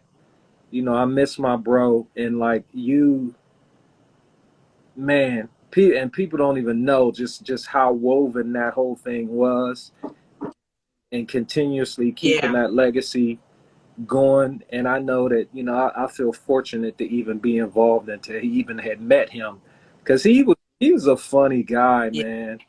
Like he would say, Oh, Neezy, I heard Russ. But if Eric said that he talked like, let me hear that, let me hear that, let me hear that. I died laughing. I said, oh he man, talk like that. nowadays, I mean, you know, and I had to be honest, in all my travels, I had never really met and knew anybody from Kentucky. And from that point on, like nowadays, I hear people, and somebody could say Derby Day, or somebody could say certain things, and I just know automatically where they from. he Said it. think the city. Yeah, right. See, But and then and Stat was funny. Stat would be like, and Easy will tell you, he come in there, he'd be like, Butter man, hey, Timmy over there cooking, man. Timmy over, what you got? what you got? That motherfucker butter go in that motherfucker, get on that motherfucker. Whoop, whoop. Butter, go into the shit, get him a little discount. Okay. Boop, put his shit in there. And then it went. And then like for me, it was cool because you gotta think, I came from college and I knew all of these songs. So even like with Butter, being like, damn, this is the dude that produced that. This is the dude that, wait a minute, hold on. So me, I'm sitting there and I'm like, fuck, I get to meet these dudes. And then they all accepted me. And I was just part of the family. And I ain't, and it just like, it just was dope, man. It was super dope. And buddy, you know I never no more. You body that. I just need to let Yes, you know that, because I sir. want to tell him You that he did. body read And between you the know that was lines. What's up? Listen, where was your oh, and space, yo? Read between the lines that I can be. What? You did. Listen, Yeah, but Butter jumped in his bag now. Don't trip. Buddy, But I told Eric when we celebrated the 20th anniversary, your song made her top 25 list. Butter was Never in no his more. bag now. I get chills even Correct. this whole conversation, Oh. and I kid you not, this whole conversation I've been having goosebumps. wow. For real, What? literally. The energy. We just Yeah, showing him love today. That's yeah, all it is. I feel it, you know, and I, you know, Steve had the same name as me. I there's certain things I remember, I'll always remember, you know, that in private that nobody even knows. That Steve There was you like, go. oh goodness, man. I remember we was in New Oh York, yeah. and he called me down to his room, and he had gotten you remember Tim, you remember uh uh here's my number. No.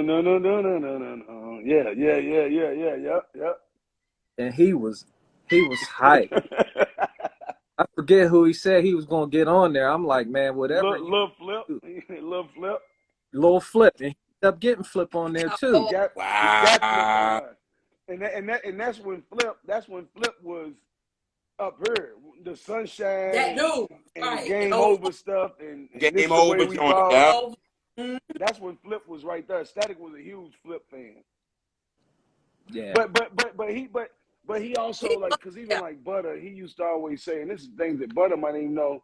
He would tell me how much he loved Butter because Butter still comes from true hip hop. Like even like a lot of the West Coast music that he Yep. did, like Static likes rap music and he likes that feel and that sound. And so like with somebody like Butter, he got that. and he knew like Static wouldn't Yeah. ride around and listen to R&B music. You know what I'm saying? Like he never Yeah. listened to R&B I know music. this. So when he's listening to a track, if he can't hear a rap song to that track, then he'll move on from it. Like he's not even gonna rap to Wow. it. He's not even gonna write to it. Tim, he said that too. It's funny you said that because I read in the article he was like, if my music don't I connect was to Yeah. the just about to streets, I'm say not that. fucking I with was you. just I about was to like, say what? that.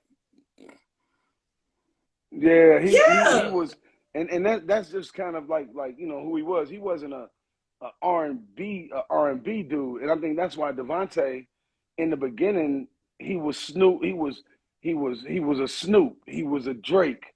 Like just go back and listen to the shit. He was doing he was Yeah. yeah he was Oh, rap I know. singing. He was rap singing back then.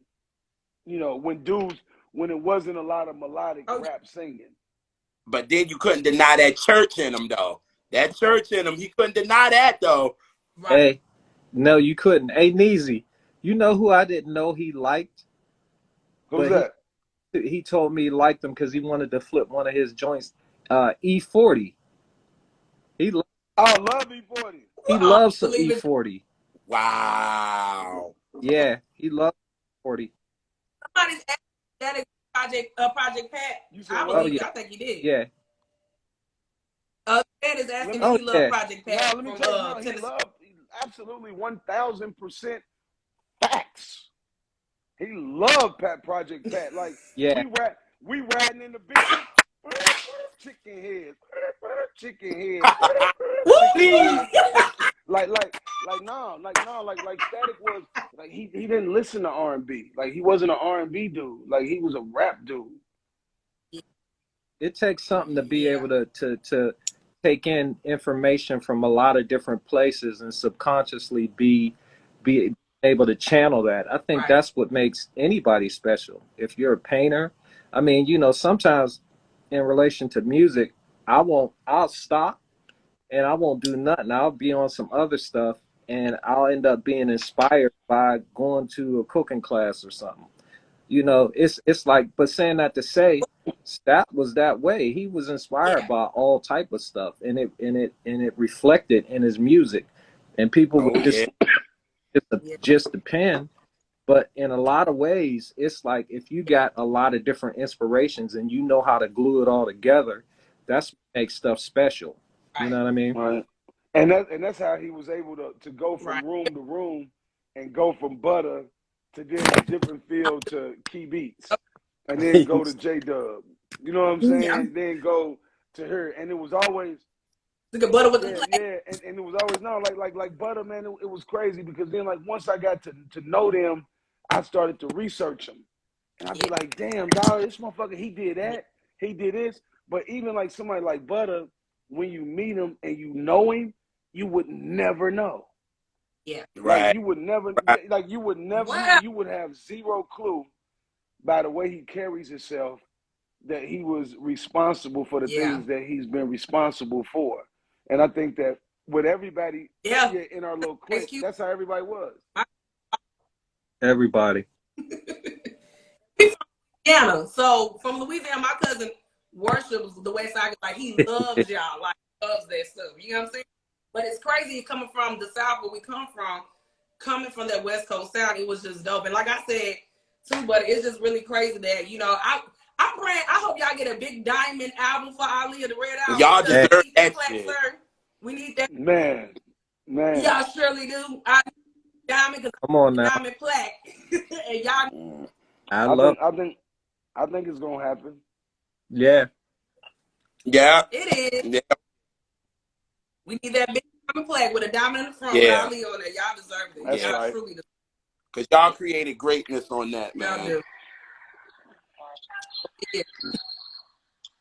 So did. Y'all definitely did. But I gotta get back. I I'm wasn't gonna doing get that back no to more. work. I appreciate y'all. Well, Thank you, Butter, so much, y'all. I'm gonna tell my mother after this. That's Hey, crazy. hey, Neezy. but I appreciate you, Yeah. cuz. Love you too, my nigga. Hey, thank you for even bringing that. I don't know how everything came about, but bless you, bro, and I love you, man, and thank you for even continuing this up, man, because it needs to be, you know. Yes, You yes, know it. You sir. know it. Hey, dog, love you, my nigga. Get back to it, man. Holla at me. Love you too. All right, see y'all. Yeah. Hey, See, you know what I mean? So like that like the that's love is real. real. Oh my God. The love is real. He just hit hit me. And I was like, man, come on through. Yeah. Come through real quick. You know, so Yeah. like nah man, like them dudes, man, I got so much love for them because like the influence in the culture is so crazy. Like Butter's influence in the culture is super, super, super crazy. Like the shit that ain't got nothing to do with R&B music. You know No. what I'm saying? So What he's he R&B did for music. what he did for Dre on Aftermath. Come on, man. He's R&B music. Hell He's Aftermath. He's West Yeah, Side Connection. He's yeah, Next. Penny Proud. You know what I'm Right, saying? Proud So Family. he's doing all of that TV shit. Like Butter's resume is nuts, man. And again, I appreciate you all's time. I appreciate you all carrying on like bro. my friend, my my homie, his legacy and continuing to pay homage to him, like much respect. Well, I wanted to say one more thing before we Yep. end tonight's live. If you did anything to say to Static, what would you say to him, Tim, if he was here today? Nigga, I can't believe Dre's calling you for a record. like, like, I used to hit him with that. Could I give y'all one more story? Like, so the addictive record, the Truth Hurts record. You know what I'm saying?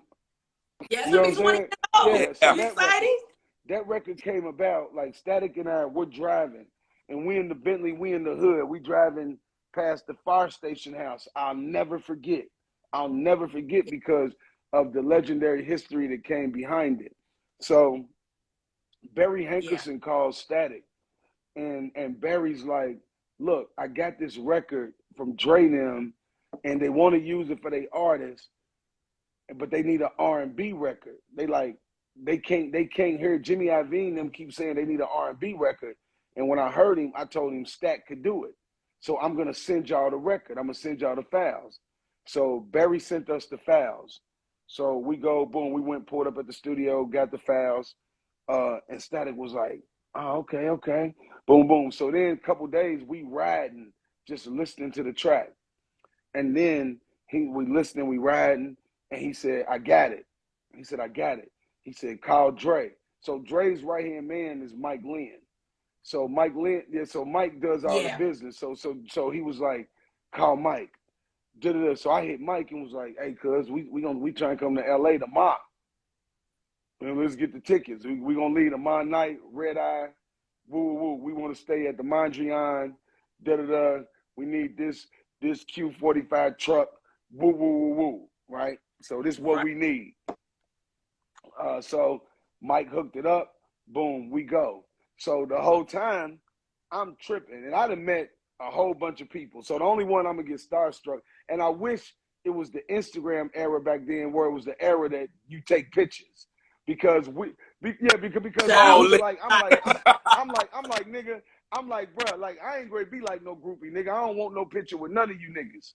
Like you know what I'm saying? Like I'm good. I don't need no picture with none of you niggas. that's You know, real. so I ain't really taking a bunch of pictures and shit. And so the whole time when we get there, we go check in, do all that. So then we go to the studio to fuck with Dre. So we on the West Coast, and the whole time I'm like, nigga, we gonna go fuck with Dr. Dre. Like nigga, cuz hey, we gonna go fuck with Dre, man. Like, what's up? You know, so Yeah. now to get in the zone, we'll put on the music of whoever we going to fuck with. So now we mobbing, we listening to all Right. Dre shit. Da, da, da. So you know what I'm saying? So now this, Dre's hard as a motherfucker, We get there. We meet Dre. You got starstruck. No, before that, I'm still tripping. This is Dre, but the nigga was real feminine. So I'm like, So I'm like, What? hold on, wait a minute. This nigga, I'm saying to myself, like, this is the nigga in all them hard ass records. Like, this dude, like, he's the NWA dude that's talking all that shit. Him, you know? And so then we doing the shit, so we got there, so now we listening to the music.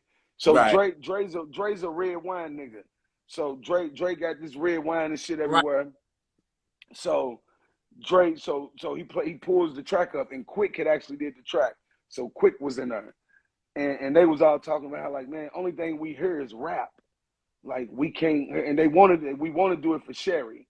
This is Sherry's first single. This is True Hurt's first single. So it has to be an R&B Yeah. record. Right. And then we're going to put Rakim on it. Right. But the track is so crazy, we think this is her first single. We just got to get the record, the music, the lyrics. Right. So when Static started Yeah. saying, he brings me down, Dre was like, and then Dre went down on that motherfucking board, turned that motherfucker up, turned some shit up, did like that. Static kept going. He said, hey, Vito. So Vito, give you another gem. So if you listen to the 50 Cent song, song number 5 on Get Rich or Die Trying, in the beginning, 50 says, hey, Vito, give me a glass of that Guido so we can get started. Well, Vito is Dre's engineer. Guido is weed, right? So when he's saying go get Guido, he's telling Dre, them go get that Dro weed so we can get started. You feel me? So you talking about high all the time.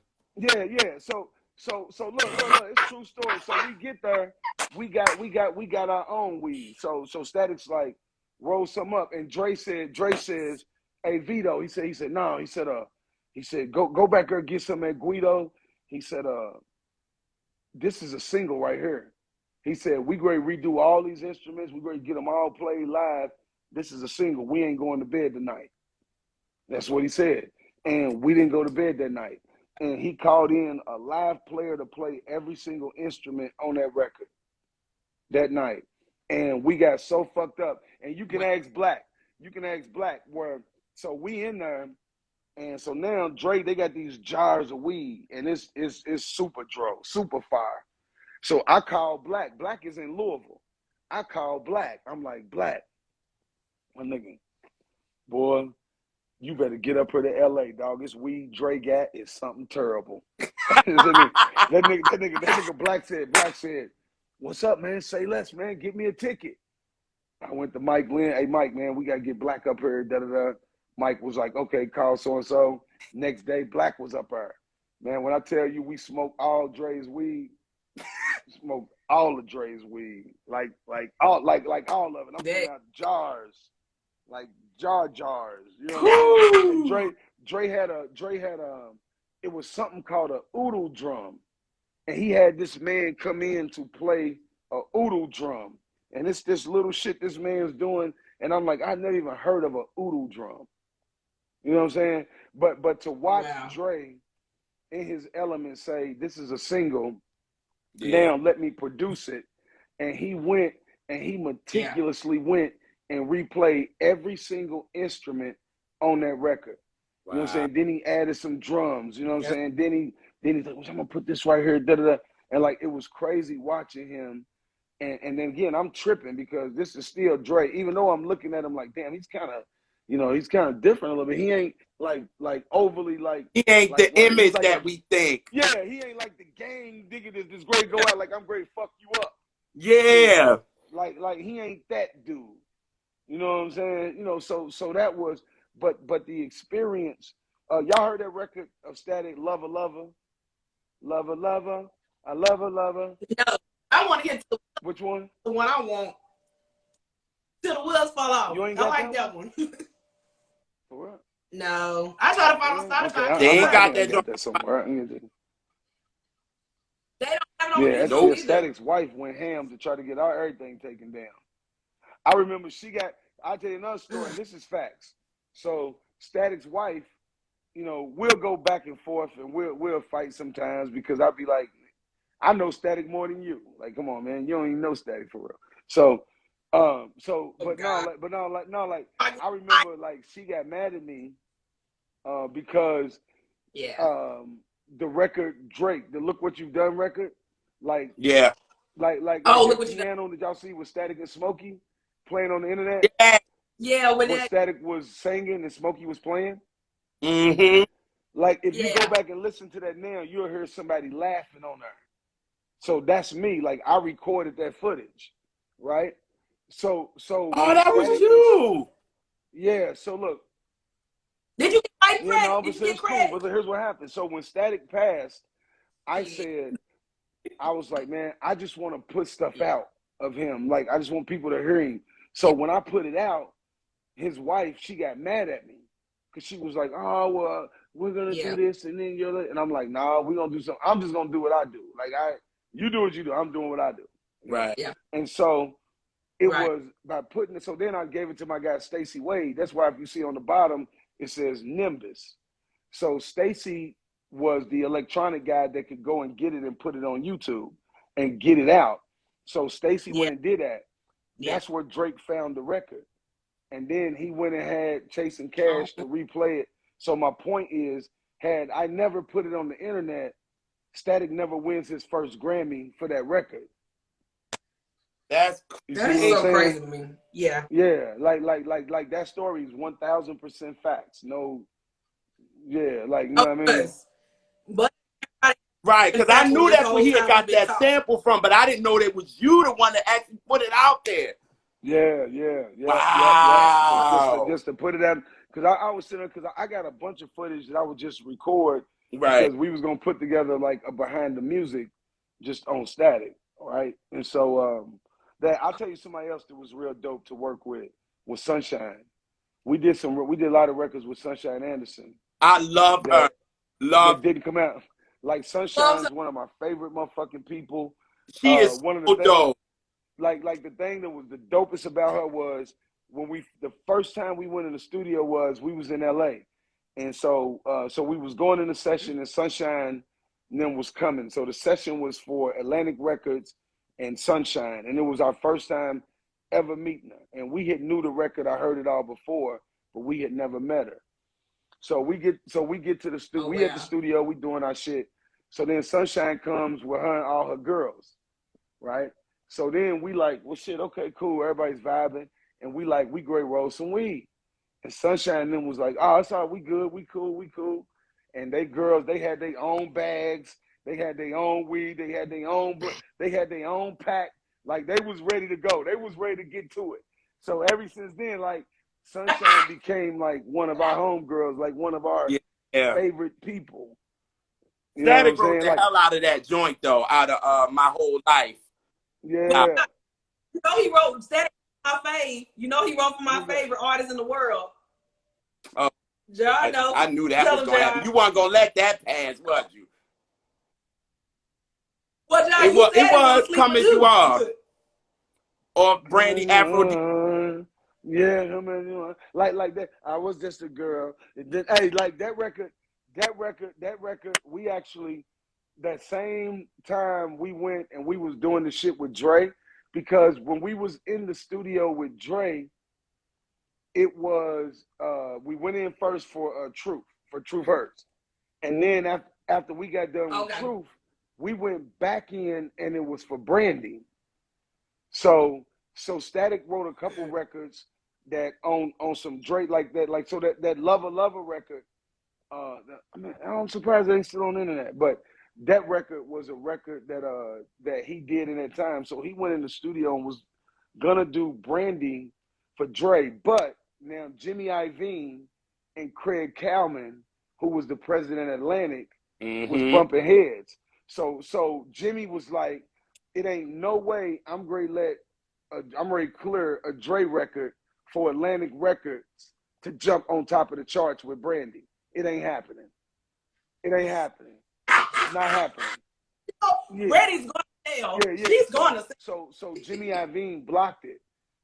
But originally we was doing records with Dre for Brandy, and then that's how we end up going over fucking with Timberland. And then that's how like that Come As You Are and other shit. Siren. The Avenue. Yeah. Yeah. Sirens. That's how like that all of that shit came about. So like it was you know, it was crazy. If you listen to the Justin Timberlake song, that's Timberland and Justin still in Static. Damn, you know what have I said? So like, didn't I say I didn't question Tim on that shit. Like, hey, bro, like, come on, man. Oh, Tim, we know, because I don't want to confirm that. I said he stole somebody's style. I said it because I can hear shit. I'm not stupid. You know what I'm saying? But you can tell it was taken from somebody because I'm like, Justin ain't never had this shit. You can tell that's not Justin. No.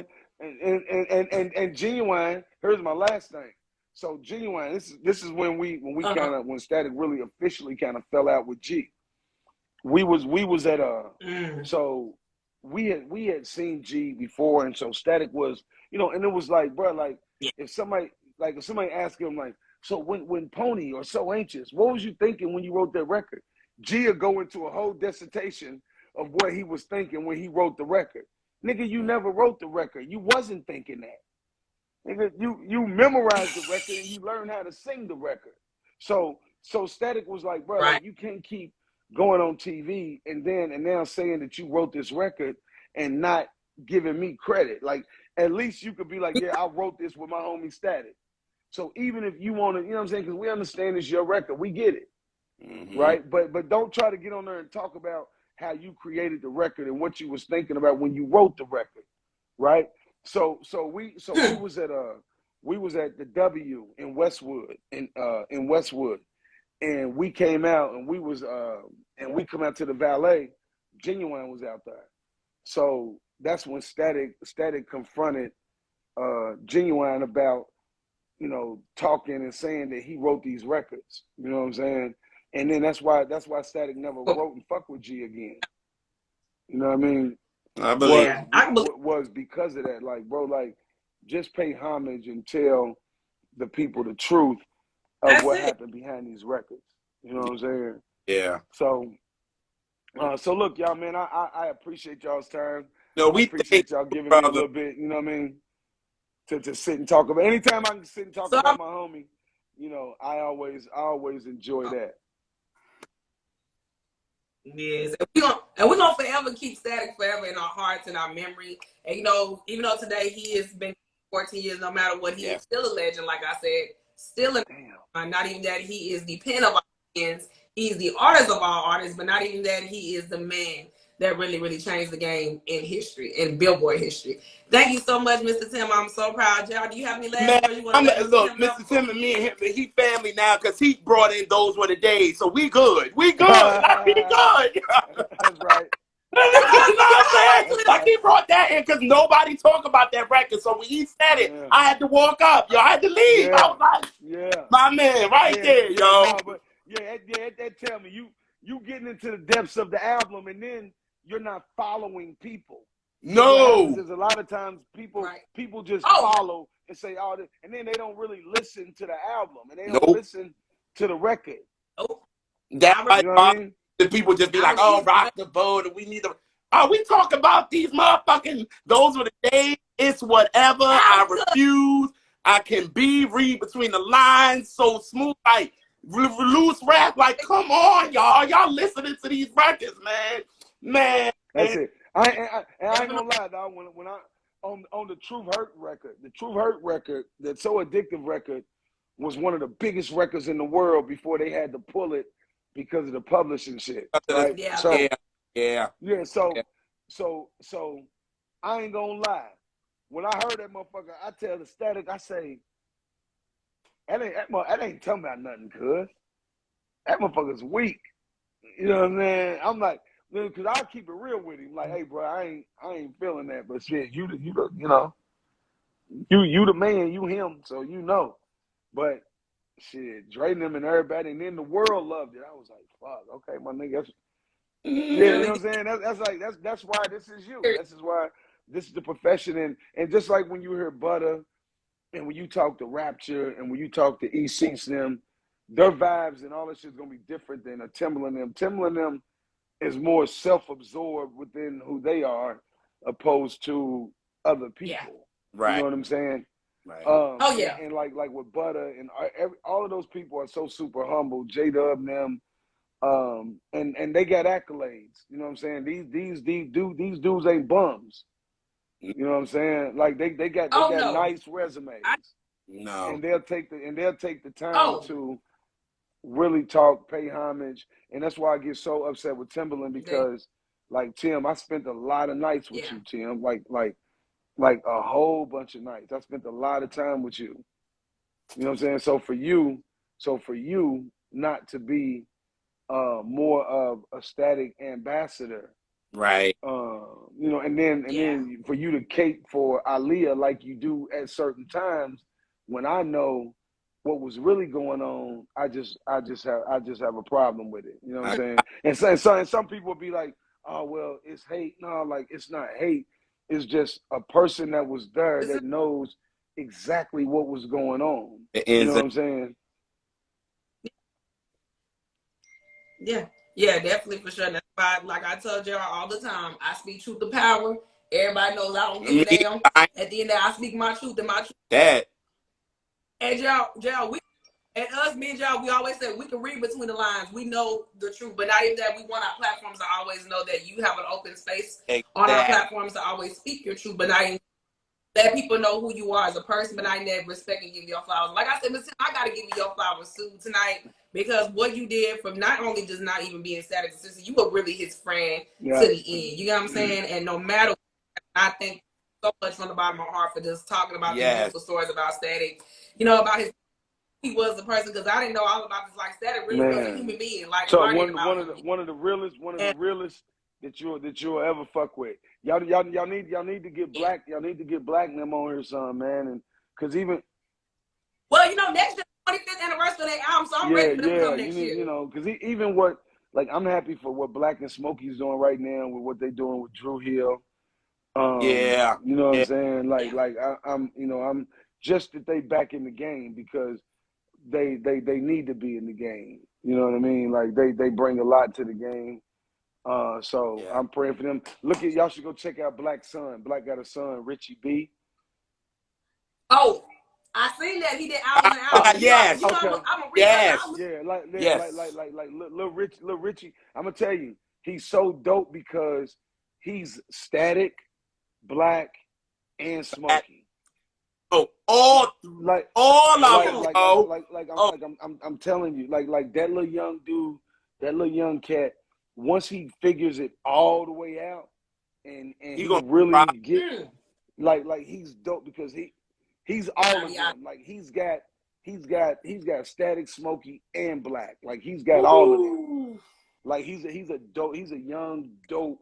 He's dope, man. He's dope. I just obviously it's a lot of luck that comes with this, and you gotta get the right thing and the right. So hopefully it all works out for him. But he's super dope. So y'all check him out. Yeah, for sure. All right. Well, yes, sir. Thank you so much, Mr. Tim. God Thank bless you, brother. From the bottom of my heart. I appreciate y'all, man. Let's connect. For sure. Let's do that. Yeah. All right, man.